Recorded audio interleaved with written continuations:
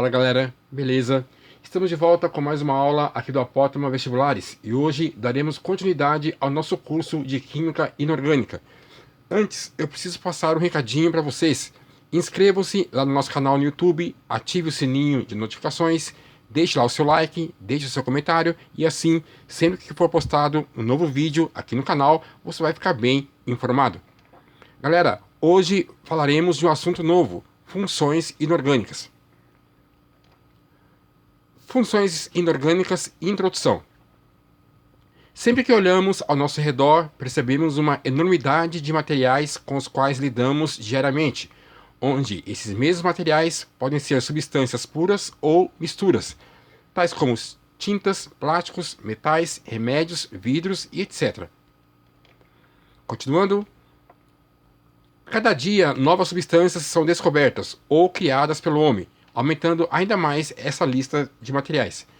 Por isso, foi preciso fazer uma organização sistemática de modo que essa longa lista de materiais que nós vimos no quadro anterior não ficasse um amontoado de informação, o que seria, convenhamos, pouco útil. Surge então o conceito de funções. Funções químicas. O conceito de funções surgiu da necessidade de se dividir as substâncias em grupos, ou seja, onde essas substâncias pertencentes a um determinado grupo teriam propriedades parecidas. De fato, funções químicas são grupos de substâncias com propriedades parecidas. Então, se um determinado conjunto ou grupo de substâncias tem propriedades muito parecidas, tá, a essas substâncias, tá, que vão fazer parte desse grupo, tá, vão ser chamadas de funções químicas ou simplesmente funções. Continuando, há dois tipos de funções: as funções inorgânicas e as funções orgânicas, tá? No caso das funções orgânicas, tá, nós vamos estudar mais na frente lá no nosso curso. Conteúdo geralmente estudado no terceiro ano do ensino médio. Das funções inorgânicas que nós vamos ver nessa parte do curso, são 4 as que existem, tá? No caso, ácidos, bases, sais e óxidos. Nessa primeira parte do nosso curso, que abrange, né, o conceito de funções inorgânicas, tá? Nós vamos ver, num primeiro momento, o conceito de ácidos. Relembrando o conceito de íons. Já vimos em aulas anteriores que os átomos são neutros, porque a quantidade de prótons é igual à quantidade de elétrons. E você se lembra bem, né? Prótons, se num átomo a quantidade de prótons é a mesma quantidade de elétrons, tá? Esse átomo vai estar eletricamente neutro, tá? Então, no caso, prótons, mesma quantidade de elétrons. Continuando, quando o número de elétrons de um átomo aumenta ou diminui, este mesmo átomo deixa de ser neutro, tá? Porque tinha a mesma quantidade de próton, que é a quantidade de elétron, e passa a ser chamado íon. Ou seja, vai ter uma diferença, tá, do número de elétrons em relação a prótons. Ainda relembrando o conceito de íons, então vamos ver a notação, né, do elemento químico cálcio. Tá aqui para vocês o elemento cálcio, tá? No seu estado fundamental, e o átomo no seu estado fundamental, a quantidade de prótons é igual à quantidade de elétrons. Continuando aqui, ainda a notação do elemento cálcio, 20 prótons. Perceba que agora esse átomo de cálcio, né, que antes ele tinha 20 elétrons, passou a ter 18 elétrons. Logo, a quantidade de prótons é maior que a quantidade de elétrons, tá? Nesse caso, esse átomo de cálcio, tá, ele passa a ter excesso de 2 cargas positivas. Por quê? Porque ele perdeu 2 elétrons. Tinha 20 elétrons, tá, no seu estado fundamental, quando o átomo estaria ainda neutro, né? Sob determinadas condições, esse átomo perdeu 2 elétrons. De 20, perdeu 2, 18 elétrons. Então, no caso, esse átomo de cálcio aqui, tá, se transformou em um íon, tá, ficando com excesso de 2 cargas positivas. Então, nesse caso, o átomo de cálcio, que originalmente estava neutro, né, ou eletronicamente neutro, tá, como há uma diferença de carga aqui, tá? Ele se transformou em um cátion cálcio, ou seja, é um cátion, né? Um íon que vai ter 20 prótons e 18 elétrons. No caso, bivalente, porque tem excesso, né, de duas cargas positivas, tá? E esse 2 mais aqui, ele é bivalente, ou perdeu 2 elétrons. Continuando, a notação do elemento químico cloro, né? O cloro, ele tem 17 prótons e 17 elétrons no seu estado fundamental. Tá aí para vocês. 17 prótons, 17 elétrons, tá? Continuando aqui, o cloro, ainda com 17 prótons, nesse caso, tá, ele vai perder, tá, melhor, ele vai ganhar, no caso, um elétron. Então, tinha inicialmente 17 elétrons, ganhou um elétron, e você concorda que 18 é maior que 17, e aí ficou com, no caso, excesso de uma carga negativa. 17 prótons, tá? E esse 1 menos aqui é excesso de uma carga negativa, porque ele ganhou um elétron. Então, esse átomo de cloro, que originalmente estava eletronicamente neutro, tá? Ele se transformou em um ânion cloreto, tá? Ele continua, tá, com 17 prótons, tá? Mas agora com 18 elétrons, porque ganhou um elétron, ok? E nesse caso o cloro, tá? Ele é monovalente, tá? Porque ele ganhou um elétron. Tranquilos? Só para relembrar, porque esse conceito aqui, tá, no entendimento de ácido, tá, isso aqui vai ser muito importante para a compreensão de como que se origina um ácido. Função ácido. Podemos explicar ácido de duas formas. A primeira é do ponto de vista apenas operacional, tá? Ou seja, não vai ser baseado em uma teoria microscópica, tá? Vai ser apenas a base em experimento ou visual. Uma outra forma de se explicar ácido é quanto às suas características ou constituição, que veremos mais a seguir, tá? Nesse caso, vai ser quando o ácido ele interage com a água. E nota, né? Nessa parte do curso, nós não vamos abordar os conceitos de ácido, base, de arrênios.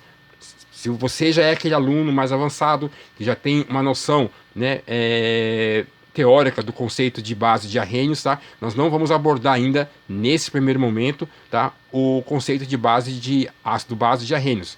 Porque, segundo Arrhenius, tá, por só existir, tá, em solução aquosa e não haver o íon hidrônio, tá, e nem os conceitos de ácido base de Bronsted-Lowry, que é a teoria protônica, tá. Apenas resumidamente, essa teoria protônica, tá, ela fala que em uma solução aquosa o ácido é doador de próton, ou seja, vai ter um hidrogênio com carga positiva. Também não vamos falar ainda sobre a teoria de Lewis, que é a teoria do octeto, né, e eletronegatividade entre os átomos. Nesse caso aqui, segundo a teoria de Lewis, que não vamos abordar nessa parte do curso, tá, ela fala que ácido vai ser uma substância que recebe um par de elétrons. Tranquilos? Só mais na frente vamos abordar sobre esse assunto. Então, ácidos são substâncias que deixam o suco de uva ou o suco de amora vermelhos, tá? Apenas uma explicação operacional. Função ácido, definição operacional. O ácido, tá? Ou a expressão ácido vem do latim ácidos, tá? Que significa azedo, e fazem parte desse grupo de substância com essa característica de ser azedo, o vinagre, cítricos e os refrigerantes. E você concorda, tá, que vinagre é azedo, tá? Por exemplo, um suco de limão é azedo e, no caso, refrigerante, tá, tem algumas características que o faz configurar como que se assemelha a ácido. Continuando, só que cuidado, tá? O fato do ácido ser azedo, tá? Esse fator não pode ser usado para determinar ou ser usado como critério para identificação de um ácido, tá? Isso porque muitos ácidos são extremamente corrosivos e outros são tóxicos. Como então podemos identificar um ácido? Função ácido, escala de pH. Muitas vezes pode ser preciso determinar se o meio é ácido ou básico. O grau de acidez ou alcalinidade de um meio nas condições normais de temperatura e pressão pode ser expresso através do pH, que é potencial hidrogeniônico. E essa escala ela varia de 0 a 14. Continuando, está aqui para vocês, tá? O valor do pH e o meio. Então, se o valor do pH ou do potencial hidrogeniônico for menor que 7, o meio é ácido. Se o valor do pH for igual a 7, o meio é neutro. E se o valor do pH, que é o potencial hidrogeniônico, for maior que 7, o meio é básico, tá? CJ, você explicou, mas eu não entendi nada. Então vamos lá. Continuando com escala de pH. Então perceba, né? Nós temos aqui uma escala que vai de 0 a 14 e perceba que 7 em escala de pH é um valor neutro. Então toda substância que se encontra com esse valor de pH, a substância é neutra. Por outro lado, se a substância for menor que 7, tá, tendendo a 0, tá, perceba que cresce a acidez, ou seja, essa substância vai ter característica ácida. Quanto menor o valor aqui, mais característica de ácido tem a substância. Por outro lado, à direita de 7, tá? Quanto maior for o número aqui, maior vai ser a característica de ser base, tá? A substância. Ou cresce a basicidade da substância. Tranquilos? Alguns exemplos aí de onde podemos determinar, né, ou exemplificar se uma substância é ácida ou básica. Por exemplo, o ácido da bateria, tá, que é uma solução, tá, tem pH 1, então no caso é ácido. O suco gástrico, que tem um pH que varia 1,6 a 1,8, é ácido. Suco de limão é ácido. Vinagre é ácido, e você concorda, né, que 3 é menor que 7. Água com gás também é ácido. Café, olha aí, saliva humana, 6,3 a 6,9. Quase neutro, né? Ou seja, beijar faz bem, né? Lágrima, 7,4, né? Muito próximo de ser neutro, tá? Mas perceba que ela começa a assumir característica básica, tá? E chorar faz bem, né? Limpa os olhos. Água do mar tem característica básica. Leite de magnésia, usado aí para quando está se sentindo dor de estômago, tá? Característica básica. E limpa forno, né? No caso, é uma base. Um removedor de gordura, né? pH de 13 a 14. Tranquilos? Indicador ácido-base. Já estraguei a surpresa aqui do tornassol vermelho, mas uma das formas de se identificar a presença de ácido ou base em uma substância é através do papel ou fita de tornassol. Então nós temos aqui um papel ou fita de tornassol azul e um tornassol vermelho, tá? Essas duas fitas são vendidas em lojas de materiais de construção, tá? Uma vermelha e uma azul. Então, tornassol azul está aqui para vocês, tornassol vermelho também está aqui para vocês. Se na fita de tornassol azul derramarmos uma substância ácida, no caso suco de limão, tá? Essa fita de tornassol, que no instante inicial ela é azul, ela vai se transformar em vermelho. Tá aí para você. Por outro lado, se nós despejarmos, tá, uma substância com característica básica numa fita ou um papel de tornassol vermelho, perceba que despejando uma substância básica, esse tornassol passa de vermelho para azul. Então, essa que é a função do tornassol, né? Medir a basicidade ou a acidez de uma substância de acordo com a cor do papel de tornassol. Um outro indicador também pode ser usado para identificar se uma solução é ácida ou base é a fenolftaleína, tá? A fenolftaleína, no caso, é uma substância sintética, tá? Que ao ser diluída na água, tá? Ela sofre ionização, originando íons. E o conceito de íons você já viu nos quadros anteriores, onde o átomo ele deixa de fazer parte do seu estado fundamental ou neutro e passa a ter uma diferença de carga, tá? Então, no caso aqui, a fenolftaleína, tá? Por ser sintético, é um pó branco. Essa é a fórmula da fenolftaleína, tá? Perceba que é um composto orgânico. No caso, pode ser um pó branco ou incolor, tá? Quando estiver presente em solução.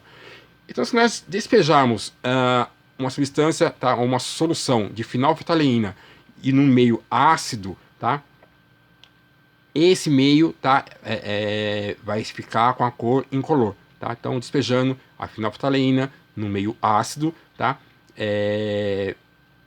Esse meio vai ficar incolor. Então, fenolftaleína em meio ácido. Por outro lado, se nós despejarmos uma solução de fenolftaleína, tá, no meio básico, tá, esse meio, tá, ou essa solução passa a mudar de cor, ficando com tom arroxeado ou violeta, beleza? Momento romântico da nossa aula, tá?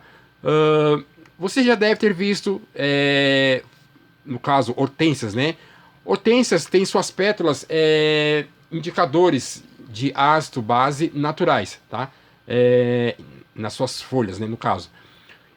Perceba que a hortênsia, tá? Ela pode adquirir cores diferentes, tá? De rosa, azul a violeta. Isso vai acontecer, ou acontece porque dependendo da acidez ou da basicidade do solo, adubação, essas pétalas elas mudam de cores. Ou seja, pétalas de hortênsias são um indicador de ácido base natural. Tranquilo? Então é isso aí, galerinha. Tranquilo a nossa aula de hoje, né? Beleza? Nos vemos na próxima aula. Valeu, nobres!